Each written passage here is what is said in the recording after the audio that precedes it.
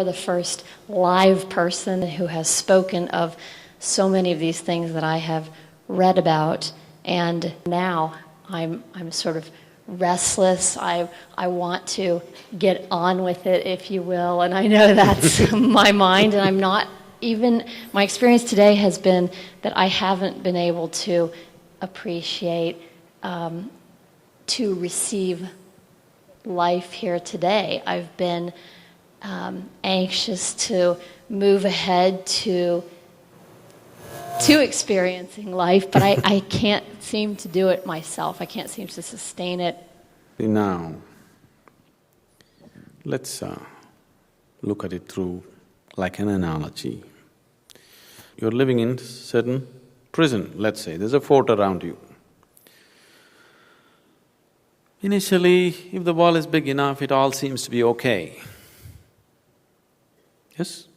Let's say this is 50-acre land, big wall, you lived in this only all the time, you felt quite all right.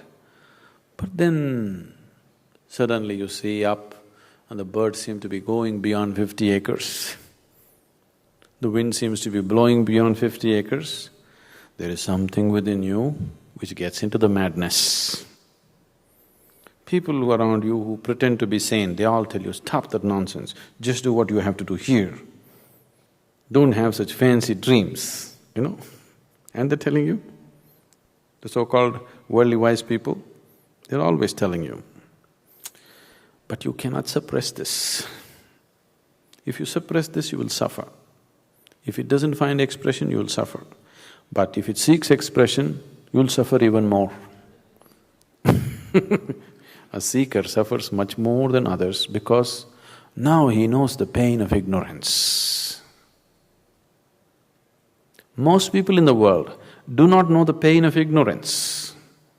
If you do not know the pain of ignorance, you have no real longing within you, isn't it? You are the kind, if you eat a pizza, you are happy. I'm not saying you should not enjoy your pizza. It's just that if you eat a pizza, you think life is fulfilled. Now you still don't know the pain of ignorance.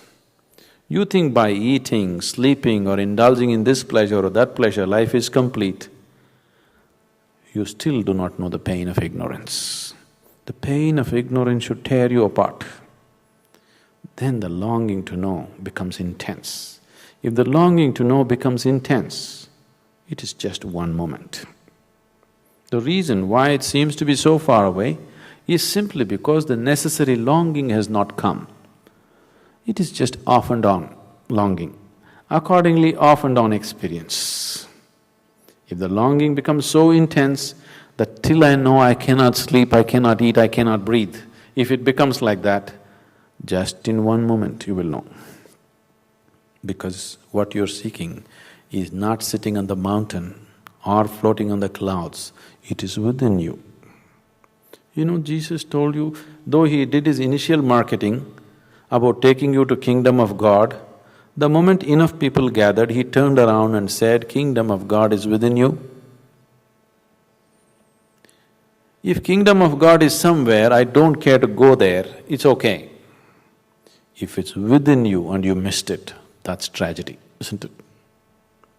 Isn't it so? If it is somewhere up in the heaven, I don't want to go there, I'm happy in Ohio, that's different. But if it's within you and you missed it, that's true tragedy, isn't it? Right now, that's the tragedy. It's right here and people are missing it. There was a time when I first came to this, if I just looked at people, I would burst into tears. Just seeing what they're missing. Right here, I am exploding with ecstasy. People are walking around with long faces and it's there in them also, I can see it right there.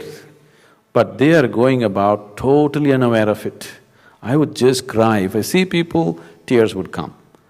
Now I got seasoned and I just laugh at them because there's no other way to handle life, you know.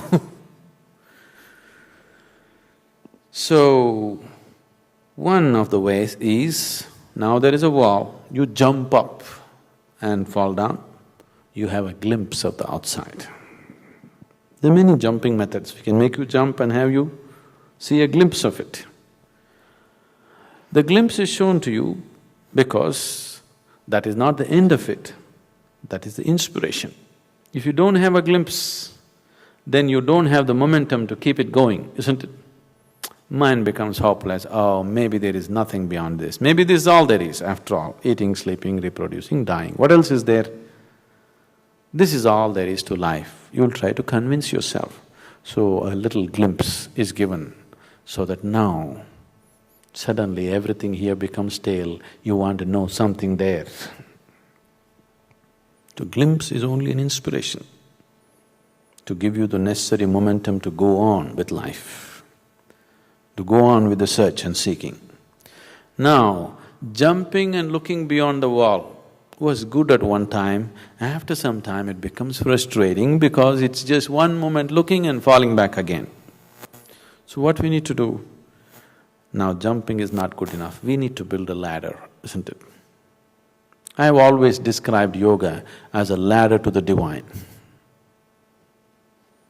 because now you're learning how to build a ladder. For more on Sadhguru, visit www.ishafoundation.org.